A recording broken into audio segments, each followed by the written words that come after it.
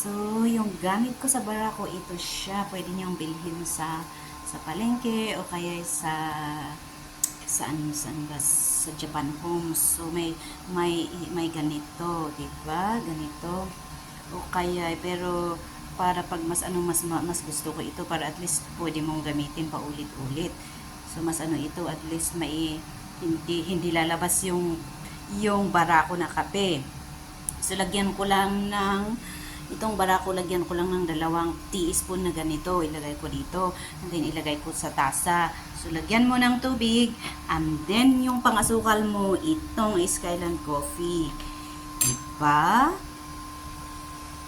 Tapos itong fresh milk, binili ko sa 7-Eleven, dalawang ganito, $11. So gagamitin ko ito ng 1 week. 1 week, kasi ito parang 3 days na gamitin. So, kasi dalawa siya, so 1 week na dalawang ganitong box, $11 yun. Sa 7-Eleven ko siya binili. So, kape.